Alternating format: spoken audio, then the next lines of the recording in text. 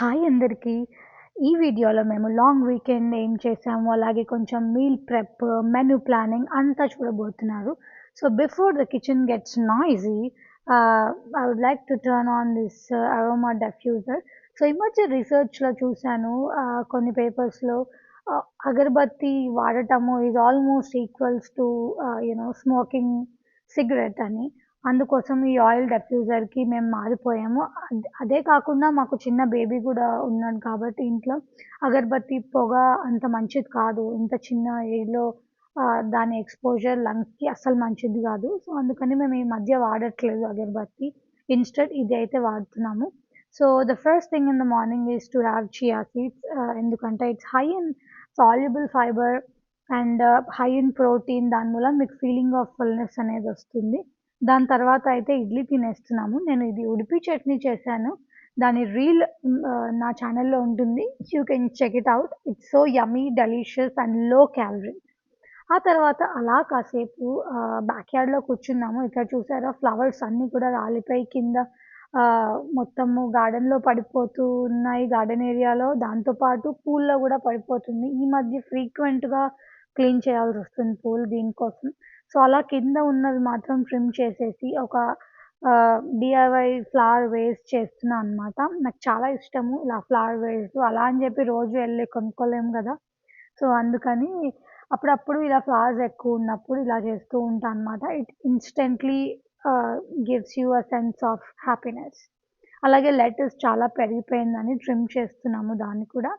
And the next day వచ్చేసి lunch అనమాట. ఇంకా ఆ రోజు మేము బ్రేక్‌ఫాస్ట్ ఏం చేయలేదు. డైరెక్ట్ బ్రంచ్ చేసేసాము. సో, ఆ రోజు రైస్ తింటున్నాము. సో, అందుకే కొన్ని ఎక్కువ వెరైటీస్ ఉంటాయి రైస్ తినే రోజు మా ఇంట్లో. ఇదైతే పాలకూర పులుసు. ఐ డోంట్ నో, ఇది నాకు బిఫోర్ మ్యారేజ్ తెలీదు పాలకూరతో పులుసు చేస్తారని. బట్ ఇక్కడికి వచ్చిన తర్వాత మా ఇన్‌లాస్ చేస్తుంటే దాన్ని చూసి నేర్చుకొని చేయడం స్టార్ట్ చేశాను. But it's really tasty. ఎప్పుడు పాలకూర ఉట్టి పప్పుతోనే తింటాం గాబట్టి, ఇదైతే చాలా బావుంటుంది. పుల్ల పుల్లగా, తీపిగా, చాలా tasty. More than taste, it's very healthy. Rice తింటున్న రోజు ఇలాంటిదైతే ఉండాలి. Next coffee. Ah, you know how how much I love coffee. As soon as as soon as ఆ ప్యాకేజ్ రాగానే I would like to sort out this and freshness smell అయితే చాలా బావుంటుంది. ఆ తర్వాత అదే రోజు వెజిటబుల్ పులావ్, ఇంకా వైట్ రైస్ చేసాము. ముద్దపప్పు కూడా చేసాము.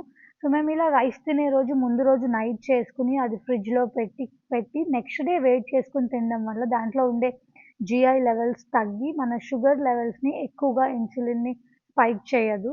సో, దాని తర్వాత యాజ్ యూజువల్ వీకెండ్ కాబట్టి మాకు ఇది కంపల్సరీ ఫ్రిడ్జ్ మీద మెను నెక్స్ట్ వీక్‌ది రాస్తాము. ఇర్రెస్పెక్టివ్ మేము అదే ఫాలో అవుతామని ఏం లేదు. బట్ అదంటూ ఒకటి ఉంటే అట్‌లీస్ట్ కొంచెం పీస్ ఆఫ్ మైండ్ ఉంటుంది. అలాగే వెజ్జీస్ అవి గూడా పాడవకుండా ఉంటాయి. It's budget friendly. మనకు తెలుసు వీక్ మొత్తంలో ఏం కన్జ్యూమ్ అవుతుంది అని చెప్పి. సో, దాన్ని బట్టి తెచ్చుకుంటాము. అలాగే ఆహ్, ఫ్రిడ్జ్ ఓపెన్ చేసి వాట్స్ ఫర్ డిన్నర్ టుడే అని పెద్ద ఒక డైలమాలో చూసి ఏం తెలీక ఇంక బయట ఆర్డర్ చేసుకునే ఆహ్, ద అది లేకుండా ఉండాలంటే ఇట్లా ప్రీ ప్లానింగ్ అయితే చాలా అవసరము. సో, అదయిన తర్వాత ఆ మెన్యూకి తగ్గట్టు చిన్న మినీ మీల్ ప్రెప్ అనొచ్చు. నేనైతే ముందుగా ఏమి పెద్దగా మీల్ ప్రెప్ చేయలేదు ఆ రోజు.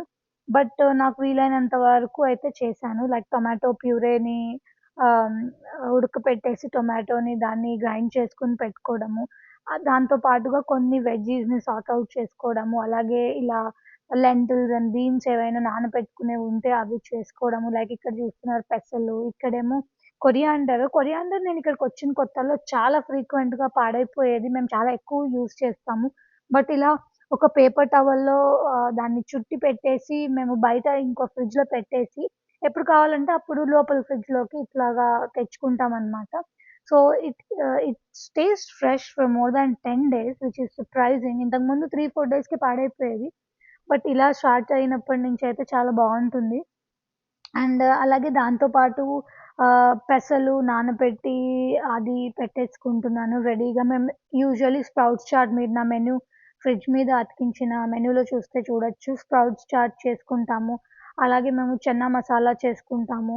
సాలడ్స్ నైట్ అయితే ఎక్కువ సాలడ్సే తింటాము. అందుకే ఎప్పుడో కానీ ఒకసారి మేము ఇలా హెవీ ఫుడ్స్ అప్పుడప్పుడు మాత్రమే తింటాము. Like pav bhaji or rice with so many lot of options, idli ఇలాంటివి కొంచెం హై కార్బ్‌వి తర్వాత చాలా రేర్‌గా తింటాము.